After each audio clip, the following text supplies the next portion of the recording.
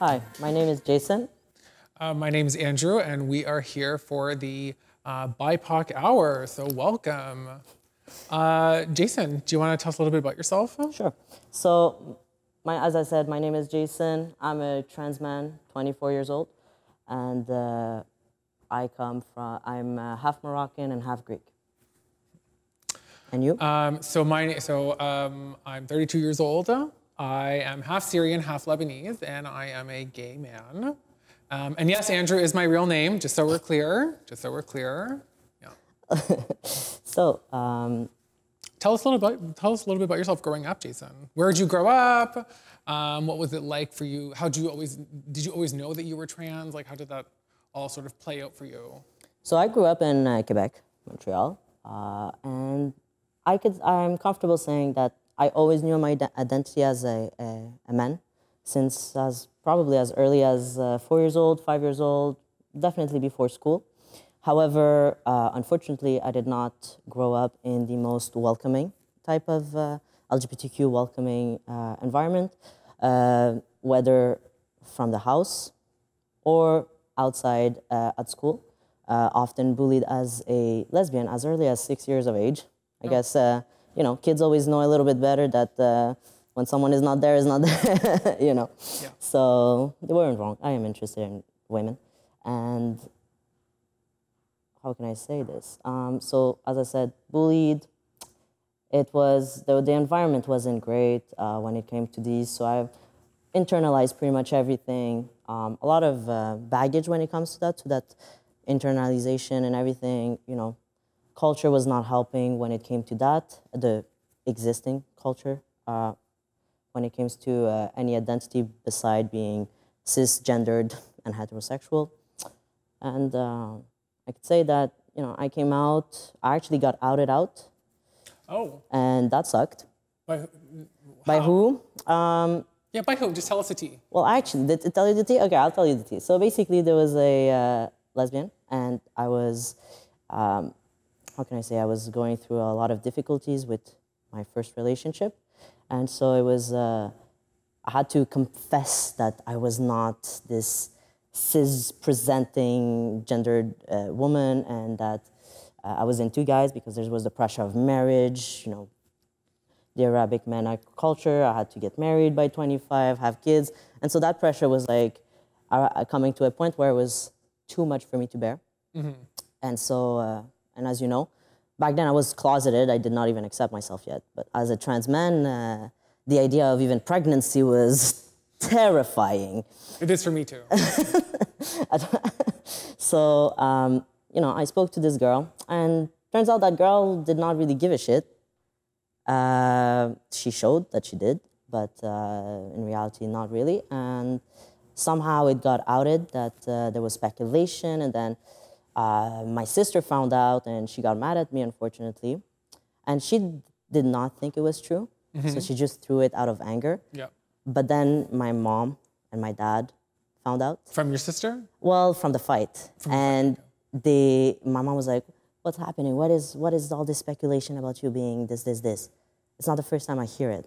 And I just had a nervous breakdown right there. And I was like, at some point when you're already done. So that happened. And at first, when it came with my mom, it was okay. Like, at first she was compassionate, she was understanding until she had a talk with, an imam. And so that imam definitely was like, well, if you encourage this, you're also going to hell.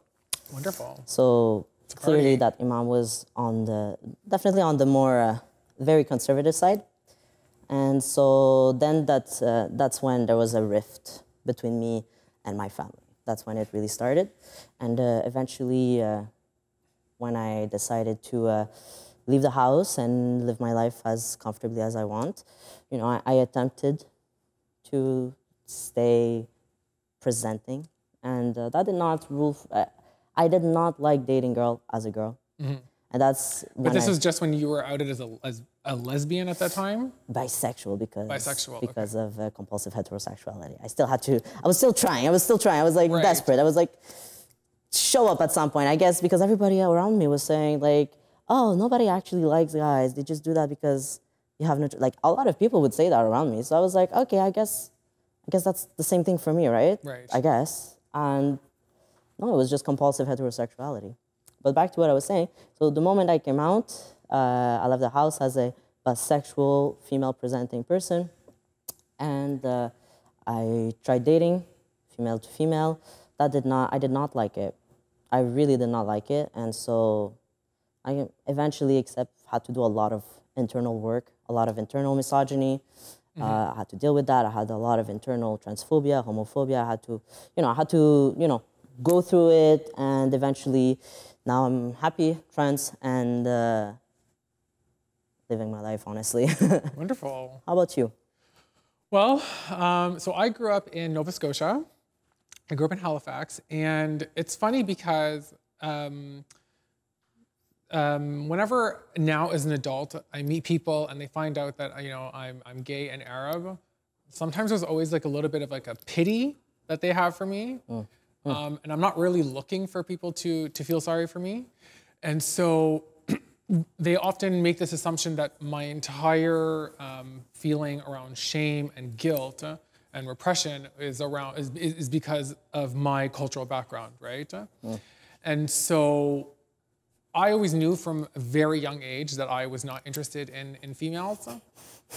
But even so, I still always knew at that time from a very young age that it was not widely accepted being gay, right? Not just amongst my own culture, but also amongst general Canadian society, because when I was growing up, homophobia was very accepted, and you notice it through people's rhetoric and what they would say, their attitude towards gay people. So even as a teenager, coming out was not necessarily an option. And I mean, obviously I had people make comments about the way that I spoke and my hands and so there was always this kind of assumption, but I could never actually proudly come out and say I'm gay. That was kind of like the last thing that you wanted to happen as a teenager where I grew up. And if you were and if you were trans, I mean, forget about it. I don't even think that people at that time understood or even knew what being trans was or had even heard of it. And I think at that time their understanding of it was, being a quote unquote cross-dresser or transvestite, excuse my language. Oh, no worries. And so it was always viewed with a bit of a negative attitude, right? In that they're gender confused and that they're ruining their bodies and ruining their lives. I mean, right? Same thing here. I did not even know what it was, I'll be honest. I did not know. Yeah. And then as I got older, obviously things started to change. I came out to my parents and, I would say they definitely had a very typical reaction of Middle Eastern parents, I guess. Actually, initially when I was talking to my mom, she knew that I wanted to get something out, and I told her I felt really guilty at the time. Same. Yeah, I told her I was feeling really guilty, and her first question was, "Oh my God, did you get a white girl pregnant?" My mom thought I lost my virginity. That's the first thing. When I was feeling guilty, she was like, oh, did you lose your virginity? Like, that's what's the first thing she said. I was like, no, absolutely not. Because that's like the worst thing if you were a female, right? So for my mom, it was like, did you get a white girl pregnant? And I was like, no. I guess that's the worst I don't know what's worse now. So then I told my parents, and it definitely was something. They didn't accept it right away, and I don't hold any grudges about it at that time, just because I understand their cultural perspective, but also the fact that most of the time that they've lived in Canada, it was not even accepted in Canadian society, right? Exactly. So I don't blame them for holding these views, and I understand why they did. And I remember a relative at the time had suggested that perhaps I go to our family priest, because I come from a Christian background. So another thing that people often forget, we do exist. Yeah. Remember where Jesus came from. And so, despite the blonde hair, blue-eyed depictions you see of him, and he suggested we go to my family priest, so I can sort of have this confession and all this. And I was just like, I really don't think because see, in Orthodox tradition, when we do confession, we kneel in front of the priest. We don't get a partition. So I really don't think me kneeling in front of another man is going to help out this whole gay problem. That's why I'm here in the first place. Oh my God. Yeah, I understand that. and then you know, there's this kind of I think there's this narrative put out there that I think now is starting to become challenged a lot, that, you know, somehow that gay men specifically, I don't want to say queer people in general, but gay men are somehow very accepting and welcoming of everyone, which is just completely not the case. And I think you notice it a lot through racism in terms of dating, right? Most notably, I've noticed it through dating, and they're very open about their racism on dating apps, right? No black guys, no Arabs, no Asians. I had one guy one time tell me to my face that he wasn't interested in me because, you know, he's not into Indian guys. You just assumed you were like, oh, yeah, you're something else. Yeah, Go the there. wrong racism, but whatever. Either way, I'm going to walk away from the regardless, situation. right? Yeah, I didn't bother correcting him. So I feel like they're very open about it, and it's very perplexing because a lot of times they'll just say, well, it's my preference, right? And it's like, you didn't grow. Preference. Right. You don't just have this preference, right? You don't have, if you feel like you are absolutely not attracted to an entire race of people, it is because you were conditioned to believe that there is something wrong with these people and that they're somehow less attractive or not worthy of you, right? I know, and very much so in the sense that, in the sense that another group might be hypersexualized, and because our entire lives we've through narratives, through depictions, certain groups are more sexualized than others, right? And I think this is also where you get the idea of like how the idea of what is considered masculine and feminine is also perpetuated with gay men, and not just cisgendered straight people. So like the top-bottom kind of culture that comes with it? Top-bottom, like mask for mask, which I think, anyways, I no think that's just like, on. oh my God. Anyway, so I think that also comes from this desire, right? In the sense that if someone is attracted to a man, then that means they want a man. And for them, a man means somebody who is masculine, right? Yeah. Yeah, and then I think that we perpetuate these roles, and that, okay, so the masculine person is the man of the relationship, and if there's somebody who's a bit more femme, they're the woman of the relationship. And I think that also stretches also into race, because certain races are going to be seen as more masculine or more feminine than other races. I mean, there's definitely an issue within our queer community when it comes to racism and misogyny, because this is blatant misogyny. I can definitely relate to some degree. I've never experienced it personally, but I've heard a lot of from other trans men that there's a lot of gay men who are like, I will never date a trans man, because they're not, it's not the same thing. It's right. like, okay, first of all, completely wrong. Our man is a man. Trans man, whether born or transitioned, a man is a man. But the moment that they discriminate a whole group, it's no longer a preference, as you've said. It's all internal. It's all right. It's just blatant discrimination and prejudice. And I've noticed that they also demonize a lot our culture. Absolutely. The moment they're like, it's homophobic, your culture is homophobic, so why would you welcome it? It's like, right. Hey, Karen, not just us. Every single other culture has had a homophobic past or transphobic past. It does not mean that suddenly the whole culture is to be trashed. This is why I think it's really important to take into consideration the historical aspect of it, right? Because historically in the Mena region, this idea of your sexuality being tied to your identity didn't really exist, right? That's very much more of a Western construct. And so in the Mena region, your desire is not tied to your identity. And there is documented literature throughout Mena history, like poetry, where you have male-to-male desire happening, or homoeroticism, so to speak. And there were particular rulers throughout Mena history who were known to be engaging in same-sex relations, but they weren't necessarily viewed as being gay, because that concept of being gay or straight didn't exist, because, again, the idea of sexuality was not linked to your identity. You were just somebody who participated in this. And And in Europe, Europeans would travel to the Mena region. I think maybe more so in North Africa for sex tourism because they knew they could get away with things. Still happens today, by the way. Okay. Okay, so then tell me about that then, actually.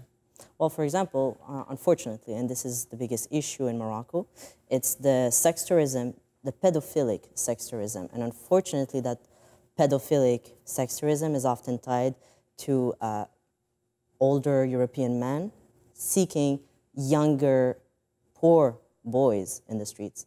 And unfortunately, you see this and you can witness it often. Right. And this is honestly the biggest issue in Morocco, and that's why there's a lot of kind of a rift. There is a lot of grassroots movements advocating for LGBTQ rights that are trying to dismantle this idea. Mm-hmm. But unfortunately, a lot of the other people, the more conservative people, they're like, well, listen, that's all we see. Every time we see same sex, it's always associated with pedophilia. Okay. And unfortunately, this is something that's really reinforced by Western sex tourism in the North Africa. Okay, yeah.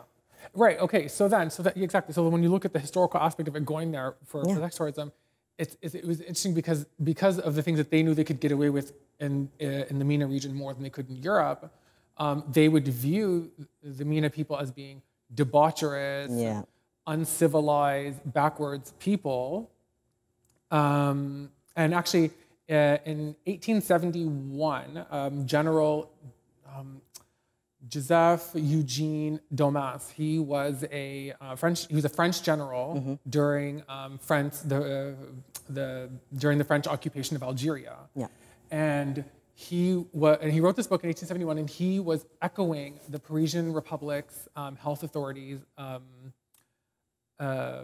sentiment in the 1850s that essentially prostitution should be regulated for French forces and settlers in Algeria because homosexuality was rampant among the natives. And he said that the reason why there's so much homosexuality happening is because of the heat. Therefore, the passions are much higher, right? Which I guess speaks to why we have Pride in the summer. That's when the gays come out. Boo. And as well that so the heat, and also because of the segregation of sexes, right? Yes. And so he said beautiful Algerian men would be walking down the street unveiled next to veiled women, and that this somehow encourages homosexuality. Now, whether the rampant homosexuality or homoeroticism was happening at that time in Algeria, I don't know, but it's the idea that he believed as a powerful European that it was happening. And this, along with many other reasons, is why these people are debaucherous and why they are uncivilized, and that the West, or that Europeans, are therefore better than them. And this is what we call Orientalism. Shout out to Edward Said, R.I.P. So. Well, it's funny that you bring this up because I've been reading recently about it, and as you mentioned, there's a lot of historical record about this homoeroticism, which was mostly labeled back then as refined sensibility. Mm-hmm. And so, there's we are refined people. Exactly. I mean, perfume comes from, we used perfume a lot. It was widespread during there. But, so for example, in 13th and 14th century, so this was during the Islamic caliphates and everything, there were the poets no, it was not Abu Nuwas, it was Rumi and Hafiz, I think that's his name. Mm-hmm. And they had so many records of these refined sensibilities, expressing passion and love towards other men. And once again, perhaps sodomy was always viewed in a way that was, ridiculed or not acceptable. But when it came to passionate kissing, fondling, and love, right? This was never. It was never. How can I say it? At least when it came to the upper class, because this is what's recorded, right? When it came to the upper classes, it was always considered refined and sensible and okay. It was acceptable. Right. And so, if we go back to today, a lot of that poetry now is being burned. So, for example, in 2001, the Egyptian government, because of Islamic fundamentalism, right, they burned over 6,000 volumes of poetry from, I forgot who it was, I think it was Abu Nuwas, they burned over 6,000 volumes of that poetry to erase that Middle Eastern queerness. Why? Because they want to reinforce this sense of strength and patriarchy when it comes to versus the Western. They're trying to, they're trying to create that difference and be like, we're not like you, we're not this, and we're not going to accept what you did to us during protectionism or colonization in certain other parts. Right. Because they very much, because I think in the modern day context, I think these conservative groups, and actually even just probably amongst a lot of Middle Eastern people in general, they view being queer, whether it's being gay or lesbian or trans or whatever it might be, I think they view it as a Western import. They do. They definitely do. Every time a Mena queer comes out, it's always, oh, you've been westernized. Or brainwashed. Or brainwashed, yeah, brainwashed. That was my favorite, brainwashed. But westernized is definitely one of the main ideas behind it. It's like, oh, the media did this, they're trying to normalize it. Oh, it's the pride flag, it's turning you into a demon. Right. And so there's this, it's this idea that it's a Western import. Right. Is in big part due to, as you've said, colonization, which is in the last 150 years, right? Right. So it's in the last 150 years. So that created a lot of laws. Most of the laws actually come from that. Right. So after the fall of the Ottoman Empire, and then you have European powers coming into the Mena region and sort of divvying up these. And creating the modern day nation states, exactly. They imposed their French and British, their legal systems, and many of those laws that are might be anti-gay still exist today, right? And they came, and so again they came from the imperialist powers. And this is like what we're talking, like 1943 for Lebanon, and we're talking 1885 for Turkey and all that stuff, or around that area. When it comes to these anti-LGBTQ laws. And so, as I was saying, so definitely colonization is one of the reasons why, there's a lot of this rampant homophobia, or the idea that it's a westernized concept. And Islamic fundamentalism, which, as we know, happened in the past 50 years. So we're talking post-1980. Well, I would say it even started before that with the rise of certain ideologies, right? Like, Wahhabism and Ibn Taymiyyah. They existed much more before that. Yes, but, definitely, yes. I think that maybe in the last, 100 years, so to speak, with the creation of modern day states, they were able to cement their, depending on the country, cement their ideologies as part of the this agenda too.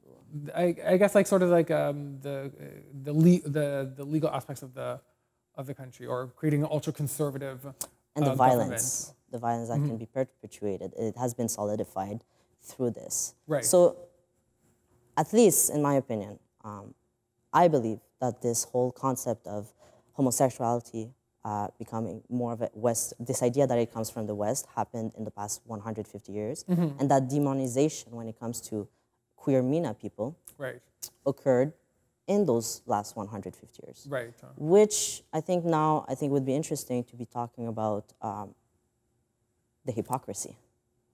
Well, okay. So I want to ask you though, if you were to have grown up in your specific Mena country, because Morocco, right? That's where you were. So what would that have been like for you? In Morocco? Well, it depends. Okay. If I came out as trans, there is no gender reassignment that I know of. Maybe last I checked, it wasn't something legal. And it's not even legal, you can't do it. No, you can't even do it in Morocco. If you go to Iran, they have a very strict gender binary idea, so they're gonna pay it because they don't want you to be a homosexual. Right. But when it comes to Morocco, transgender rights, I do not know of any of them. Right, okay. However, if you come, let's say, from Canada and I want to move to Morocco as a transgender person, am I going to face discrimination? I mean, not necessarily. Okay. Am I going to be legally protected? Not really. Okay. There are lawyers, there are grassroots campaigns, and that's a growing movement, thankfully. But per se, not necessarily. I mean, there's still a risk. If a lesbian or a gay man decide to live their same-sex life. Are they going to be bothered? Usually no. They can live in their house. They're probably going to be hiding in the closet saying, that's my best friend and we live together. Oh my God. And usually the neighbors are pretty protective. Once again, a lot of people will not necessarily, they're going to pity it. They're going to accept it as long as it's not their family and as long as it's not widely in the open. We're talking about, you know, a lot of people are going to be like, for example, when it comes to pride, they're like, oh, but it's super hypersexualized. Like, people are going there, it's debaucherous, right? So as long as you don't fall into that idea of what is debaucherous, so a man and another man kissing in the street, as long as you don't do these things, usually you should not be fearing for your life more than that. Like there's no recognition, but if you fall into a pretty decent middle class, upper class, you'll be fine.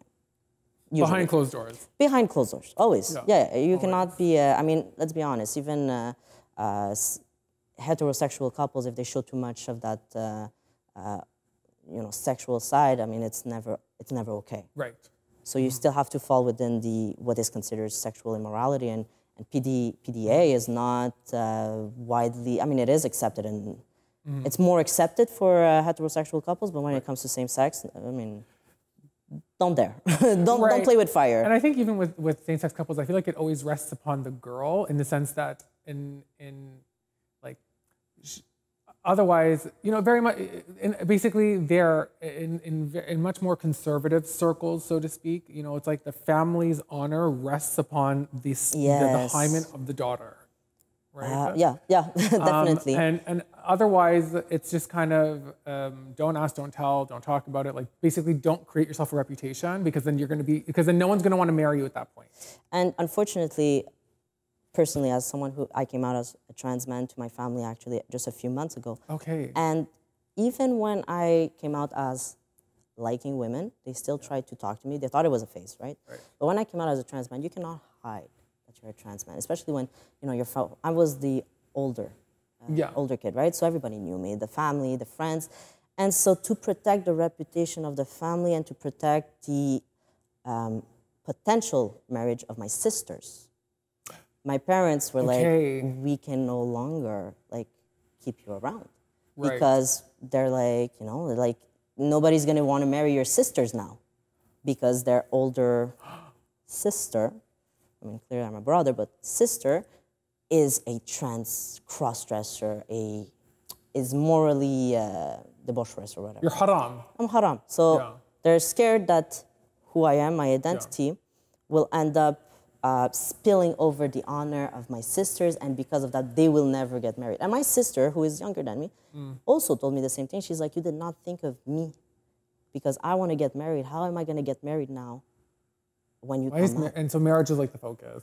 Well, the idea of marriage, because I mean, it's the purpose, right? And if we go, when it comes to conservative view, religion says that you have to get married and have kids, and this is like one of the purpose of life. Right. So the idea of not being able to marry because the family is considered debaucherous. Because now my identity is now causing this whole rift, and the whole family now is tarnished. Your sister could probably find the cure for cancer, and if she's not married with a child, it's still not good enough. Oh yeah, it's well, I don't know. Her life is still considered unfulfilled. When it comes to the society, yes. My mom is still she's still a pretty feminist person. Yeah. I mean, and my dad too. Yeah. I don't mean that. Sorry, I don't mean that specifically to your sister. I just mean this general aspect. I think that exists in the sense that, like, if a woman, you know, achieves such great things in her career and in her life, her life is still somehow not fulfilled because she's not married and she doesn't have kids, right? That is a fact. And when it comes to the wider community, there is definitely that pressure that if a woman who's not married is not worthy because she did not get married either because she was not pretty enough, because she was not fertile, because she was not this or that. Yeah, definitely. And it's unfortunately reinforced by toxic masculinity, but also toxic femininity. Go on. And that toxic femininity is also one of the big reasons why queerness or transgender rights are not present in the Mena region. And what I mean by toxic femininity is the idea of reinforcing destructive behaviors. So, for example, there's the word sabar, which I heard a lot from other people in my community when I was in Morocco. It's the idea that a woman will always suffer more than a man, and she just accept that she will suffer more because she's a woman. And as such, because she's more emotional, she's more this, she should just accept it, move on with life, do what she has to do for her family, so suffer for your kids, suffer for your husband, suffer for this. So that it's often reinforced by other women who are policing gender, really. It's all about gender policing. And it's reinforced, and that toxic femininity, which is directly caused by patriarchy, is reinforcing this idea that, first of all, a trans man will never be enough. It will never be to the same level of a man. Right. So a cis man, a hetero cis man, is always top, and we're going back to the idea of top-bottom, right? A queer man is below this, but a queer man is still better than a woman, let's be honest, in the community, right? Okay. And then there is trans men, and then there is women. Right. Actually, young boys, then women, and then young girls. You know, there's this, unfortunately, this is reinforced, and it's not just in the Mena region, but in my experience, I've lived through it. And so that toxic femininity, that rigidity of the woman has to do this, has to do this. I mean, I don't need really to be outlining what it is. I mean, it's all about you have to be pretty skinny, you have to be long hair. If you don't have long hair, you're a lesbian, right? This is number one. Right. So long hair, skinny, fashionable, and a virgin, because you have to, that culture of purity. Very important for us. Very important. Well, not just here. Once again, this is you can see it in America, this whole concept of purity, and the 90s were all about that, right? And so the old often it will be older women, right. Older women, so married women, the aunts, the grandma, maybe the mother. Often they're going to reinforce the ones who cook really well. The ones that cook really well, exactly. They're going to be the one reinforcing those ideas. Right. And so you see these main caregivers at home, these the women, the aunties, and everything. They have some agency when it comes to perpetuating more positive, less toxic mindset that are caused from patriarchy. And so, as you see, toxic femininity is basically a concealed weapon used as a layer in gender policing. But anyways, enough talking about this. How about you? Growing up in my respective countries? Well, how did masculinity, gender roles, and all that stuff, and how did it go? How would you reflect on it if you grew up in your country? Okay, so in my particular case, there's a couple factors that need to be considered because my parents come from two different countries, so it's a bit of a different experience in each one. So my father is from Syria, and in Syria, I would have had to have gone to the military because they have mandatory military conscription, and there are certain exemptions, but I don't qualify for the exemption. So I would have to have gone to the military, me, in an Arab military dress like that. I mean, you could. It would be cute. Yeah, sure. And so, just the idea of being surrounded by like big, sweaty Arab men dressed in army gear, it sounds like either my absolute worst nightmare or like honestly, probably my biggest fantasy as well. I mean, it wasn't 72 Virgins, but it was something. Yeah. So anyway, okay. So, but I don't think the fantasy really outweighs the nightmare of it all, because if I were outed as being gay, I probably could have faced this, harassment and abuse, and if someone even thought about making a claim against me for engaging in some sort of same-sex relation, then there are particular legal punishments that come with it, right? Because remember, in a lot of these countries, it's not about being gay that is against the law. It's engaging in same-sex relations. Not saying it's any better, but just clarifying. And I know that in Turkey, it's being a bottom that's the issue. If you're a top and you apply for office, they're gonna do a medical check of you know what, of the exit hole, and then if you're a top, you're good to go. You get promoted. If you're a bottom, you're gone. Oh my God. I know. That's in Turkey, right? What if, because I always feel like bottoms always talk about how they can't find enough tops. Maybe it's better just to be a top in Turkey. So anyway, and as well, like in Syria, there's also been a war in Syria for the last several years. So if I were living in an area that were captured by extremist groups, I could very well have been thrown off a building if it were known that I were gay. Yeah. Now, my mom is from Lebanon, and Lebanon, like many MENA countries, nationality cannot be passed on through the mother. Your father has to have nationality in order to pass it on, right? Which is a little bit of a patriarchal tidbit for you, because basically it is a way of punishing the woman for marrying a quote-unquote outsider. Yeah, that's definitely almost considered a sin. It's like the worst thing ever. It's just, I mean, I don't want to say it's the worst thing ever or a sin, but you know, I just think there's a particular punishment that happens to the woman for this, right? Because again, you know, your children are not seen as being as Lebanese or as Syrian or as, you know, whichever other country that has this particular, or as Saudi, and because many Gulf countries practice this as well, as much as if it were the father, right? Well, in the past, because you always follow the father, right? Yeah. So, and so in Lebanon, there has been definitely a decrease in authorities persecuting or going after Lebanese LGBTQ. But the same cannot be said for Palestinian refugees and Syrian refugees. They are much more likely to be targeted for being queer in Lebanon, right? And so while I may not necessarily have been a refugee per se, because my father is Syrian, I would only be viewed as Syrian, and I'd be categorized as similar to the Syrian refugees. And I probably would have been more likely to be targeted for being queer. And I have heard lots of stories from Lebanon, from Lebanese people from before, and you know, from Syrians and people who have been jailed elsewhere in the Mena region, and you know, they're subjected to sexual abuse and even sodomy by use of a foreign object, right? Rape. That's my Law and Order lingo for you. Yeah, and so.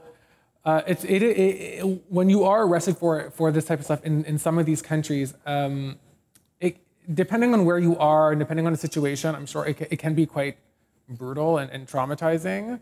And we know the effects that it has on people because certain people have taken their life as a result of the trauma that happens to them afterwards. There was this activist. She raised the pride flag. Sarah Hijazi. Yeah. She raised the pride flag in Cairo. She was arrested, and yeah, I mean, she was able to finally leave and I think seek asylum in Canada. But the loneliness. But yeah, but like, you know, I think she just kind of, that iconic image of her holding a pride flag in an Arab country in a crowd of like, you know, many people, it resonated with a lot of us, but also made us feel very sad because of the end result. But wasn't she raising that flag when it was a queer Lebanese band playing? Was it Mashrou Leila? Was it? I'm not sure. It may have been at one of their concerts because I do know that the lead singer, he's openly gay, and he raised the pride flag and he makes in Jordan, songs about it. In Jordan and in Egypt. And he got banned they basically got banned from performing in certain countries for this. Yeah. But it's kind of crazy how they're an openly queer band, and despite that, the flag, which is often associated with Western queerness and everything, is not considered acceptable to be raised. So that's kind of interesting. Right, and I think that kind of ties into this idea of what it means to celebrate pride, because, you know, the way that we understand celebrating pride in the West, if it's not the same way, it becomes basically a litmus test, right? And that if it's not celebrated the way it is here as it is in other countries, then these other countries are backwards and uncivilized. So basically, they're being labeled they're being labeled as backwards and uncivilized people for the very opposite reasons than they were being labeled as such historically. Yeah. Right? Yeah, makes sense. And I think this is where you have some pinkwashing, right? Because, you know, certain countries like Canada, like the United States, like to see themselves as being accepting of queer people. But the thing is, though, is that you look at the United States, where the previous presidential administration showed that banned, transgender people from the military. Trans Black women, I think, are subjected to violence at a higher rate than other groups of trans women. In Canada, I think it was 63 politicians in Parliament recently voted against. Yeah, I think it was just very recent. Voted against a bill to ban conversion therapy which Canada. is proven to be traumatizing, inefficient, and terrible treatment. Right, and then not to mention, just also like the mistreatment of Indigenous people in Canada, the mistreatment of Black Americans in the United States, and so, and then with Tel Aviv, for example, Tel Aviv is sort of seen as this gay haven, and that they're progressive and liberal and forward-thinking because they celebrate Pride in the way that it is in the West, but at the same time turn around and basically murder Palestinians and subject them to violence and occupation and a siege. And when it comes to Israel, right, they use closeted queer Palestinians that live in Israel as spies through blackmail of outing them to their families and their communities. And Palestinians, the Palestinian territories, let's be honest, it's already, there's a lot of problems when it comes to infrastructure. They have difficulties feeding themselves. They barely have any rights. One of the last things they're going to be thinking about is about LGBTQ rights and all that stuff when they have a hard time. And so they use Palestinians that found refugee for their queerness, they use them as tools of weapons, right? Yeah. To through blackmail. So is that really pro-LGBTQ? Or as we say, is this an evidence of pinkwash? Is it pro-LGBTQ to be blackmailing people and risk their life and their livelihood and their families and their communities through this? Like it's right, and that's why when these countries kind of go around and present themselves as being champions of human rights, like Canada or the United States or European countries, I can't take them that seriously. Yeah, so, it's performative. Exactly. Yeah. In the same way that you have performative allyship, there's performative activism-ish. Yeah, I guess performative activism. Yeah. And I remember when we was talking a little bit earlier, you were mentioning how they raised a pride flag. Which country was it again? I think it was in Baghdad. I think it was the UK embassy the UK embassy for sure, and I think the Canadian embassy, where during Pride Month a few years ago, they raised they raised the pride flag in Baghdad. And again, it's this imposition of a Western concept of pride and the flag, right? Mm-hmm.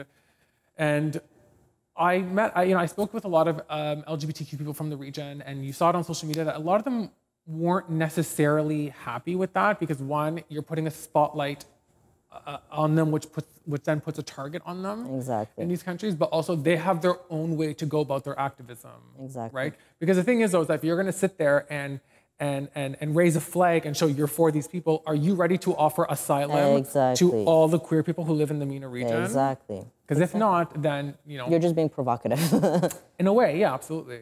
Okay. So. But do tell me more about yourself, about how your experience as a queer man in the Middle East. Of Middle Eastern origins. Well... How did masculinity affect you? Well, when I look at masculinity, or when I think about masculinity, I think of hypocrisy, and I think of shame, and I think of guilt, right? Because growing up, we were taught that, being a man means being like this, right? And there's certain characteristics that come along with being a man. And I knew that there were just certain things I was not interested in, or I knew was not going to be for me, right? And so you almost, in a way, feel a bit guilty about that, right? Because you feel like you're going to bring shame upon your family if you don't fulfill particular gender roles, if you don't conform to the norms that are expected of you, right? And then I think as I got older, I just became a lot more confident in myself, and I stopped caring a lot about these things because it then came down to how I define being a Middle Eastern gay man for myself, right? Yeah. And it also helped me understand in terms of navigating being a visible minority amongst a swath of white queer people, right? Because even then, you don't feel like you're always going to be in a safe space. That is true. Then there's this lack of understanding. One time, okay, so this might be a little bit TMI. Go for it. So one time I had met this guy, and this was a few years back. Now, this was there's this TV show called Rami, and it's by Rami Youssef. He's this Egyptian American comedian. And in the show, his sister is going to hook up with a white guy. and he knows that she's Egyptian, he knows that she's Muslim, and he makes a comment like, basically like kind of like role play, and that, you know, he can be her infidel.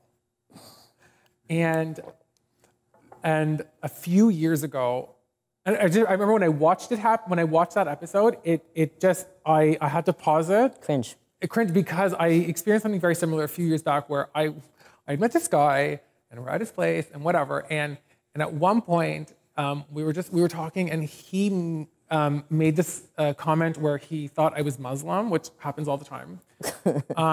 And I had to correct him, and I told him, oh, I was like, no, like I'm not actually Muslim. I come from a Christian background. And he looked quite upset, actually, by that. He fetishized you. Right, and then he said to me, to my face, oh, it would have been hotter if you were Muslim. Oh. And I really didn't know what to, like, I didn't know how to answer that because I wasn't sure what exactly were you expecting? What kind of role play did you think was gonna happen? Like, I'm gonna have you on your knees while I'm going to like cut your head off? Like, what did you want exactly? Like, am I supposed to be Osama bin Laden? You kind of see this also with straight people. Osama bin Laden. Oh my God, I just understood. Like, what am I supposed to do for you, right? Like, are we gonna like do like a sexual reenactment of 9/11? Almost.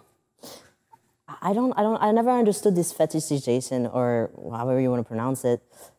And you see that also with when it in cis hetero couples, right? Mm-hmm. There's this, the whole girl is going to be completely naked, butt naked, doing sexual acts, and she's going to be wearing a veil. Like, where are you? Why is this necessary? And I just don't understand where, like, what is sexually stimulating?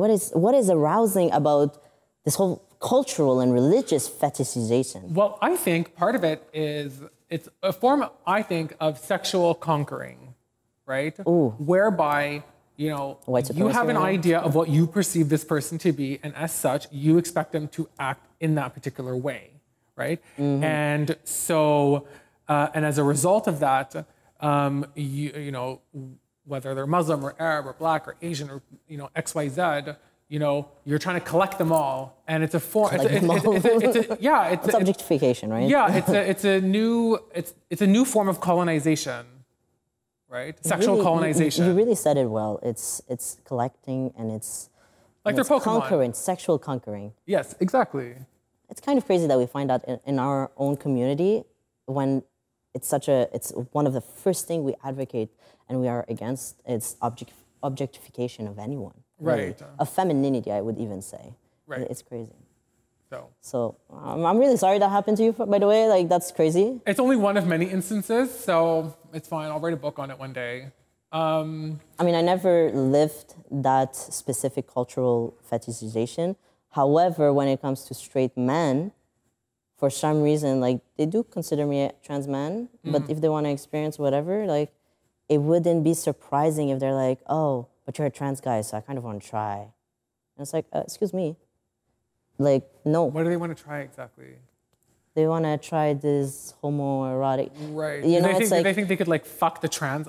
Excuse my. They think they could like. Fetishize. Like bang the lesbian or trans out of somebody. It's like, that's like it's completely invalidating. It's basically, oh, you look like a guy and everything, and I'm basically in the closet. But because you were born a woman, you're still a woman in my head, kind of ish, and I still want to try. Oh my God. And it's fetishizing. I know it happened, like, it never directly happened to me. The few times that I almost got there, I was like, okay, because I already have a girlfriend, right? So first of all, I'm straight. I'm not into, like, it's just never gonna happen for me. But the few times that I kind of saw this happen, I was like, whatever. Right. But I do know that my friend, who is a trans man and he is also gay, this happened to him a few times. Right. And it's just uncomfortable. It's just fetishization. It's disgusting. Yeah, absolutely. And yeah, exactly. So, like, you know, you have historical colonization where it was a spread of culture and domination and you know, Eurocentrism, and now it's just like the spread of white dick, pink dick. Pink dick. It makes sense. It makes sense. So what is like something that you want MENA and non-MENA people to take away from either this discussion, or what message do you have for these people? Okay. Number one, yeah, you can be queer and Mena and of any religion you want. Don't let anyone, don't let white supremacy, don't let anyone tell you otherwise. You do not have to make a choice. You are both. It's part of who you are. You don't need to reject how you were raised, or, well, not all of it, how you are culturally and your roots, which is something I often see. There are a lot of us, of queer, trans, non-binary. There's a bunch of us out there. A lot of them are in the closet. Some of them are openly, and don't be scared to talk to them. I know for a fact that a lot of people actually confided in me, and you're more than welcome to discuss it and explore yourself, and just don't be scared. Really, life is really it's very beautiful once you come out, once you live happily, once you are true to yourself. I know for a fact that even if I did live some trauma and live through some isolation, getting back into my roots, now I'm dating another Middle Eastern girl, and we are happy, and there's a beauty to it. So don't be scared. Just live your life to the fullest. How about you? Very nice. Okay. So two things. So the first thing is for people to understand that the Mena region and Mena people are not a monolith, right? There is a lot of diversity, ethnic diversity, religious diversity, cultural diversity, certain practices are different. And so not everybody is the same, right? And there's this really interesting book written by a Palestinian-American Jewish anthropologist. Her name is Lila Abu Lughod, and she wrote a book called Do Muslim Women Need Saving? And it was this idea that, oppression against women in the Mena region exists because of Islam, right? And listen, it's not to say that, that there aren't forms of oppression that exist because of religion in any of these areas. Of course not. But it's the idea that you can't reduce all these women's oppression to just religion. There's so many other factors that have to be considered. Socioeconomic status, there have been brutal secular dictators, right? And again, emphasis secular, okay? And as well, wars that have happened in many of these countries, right? And during a war, women are obviously always going to be amongst the most vulnerable groups, right? Yeah. So the form of oppression is not solely reduced to just religion, right? The other thing is building on what you said earlier about you can be queer and you can be Mena. This because I feel like people expect us to be sort of ashamed of our heritage for being, as queer people, and that's really not the case. Many Mena people I know who are queer are very proud of their heritage, right? And so this idea that we should be ashamed, I really, really don't agree with it, because I feel like many of us are helping to redefine what it means to be Mena for non-Mena people and also for Mena people, because our very existence goes against many norms and conformity that exists within our culture, right? Yeah. So, for us, we are redefining what it means to be Mena. Exactly. And to be Mena in the context of Canada as well. Exactly. And how we define our particular identities is because of our experiences as queer Mena people, right? So we can't be solely, Moroccan or Lebanese or Syrian and solely queer, right? For many of us, the experiences go hand in hand. Exactly. Right? And I think that's why it's really important to understand and focus on intersectionality when it's presented to you. Yeah. I mean, I can't agree more than that. I mean, it's the most obvious. It's there. You can be both. And I know I'm happy. You look very happy. Are you happy? I think so. Yeah, for the most part. And honestly, I'm grateful for my culture and grateful that I had the courage to come out. And it's the best. I'm living my best life. Right. Yeah. I mean, I definitely love coming from a culture, especially where my parents are from. Not saying that the way they come from is better than anywhere else, but you appreciate your heritage. Exactly, I appreciate my heritage. I appreciate where my parents come from, because there's a lot of history in these areas. And the food is top notch. Come on, right? Let's be real. So yeah. Yeah, I think that's pretty much, I think we went around everything. I think so. I'm really glad to have had this conversation with you. Me too. Yes. Yeah, Shaking hands. sounds, Okay. yeah.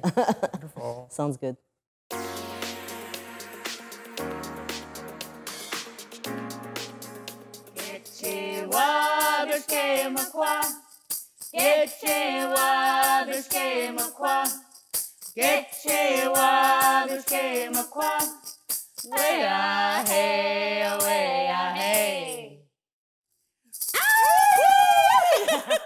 Yeah, all right. Well, welcome to BIPOC Hour. This is me, Anaconda La Sabrosa, and I am here today with my very good friend, Miami Minx. Hello. Donc, comme vous cherchez à le savoir, on est des belles personnes qui sont des drag performeurs. Donc, de mon côté, mon nom c'est Anaconda La Sabrosa, like I was saying, and I've been doing drag for 800 years now. And I'm a burlesque performer. I've been doing it for 4 years. I'm a drag performer who does more, instead of lip syncing, I take my clothes off on stage and present my beautiful self to people.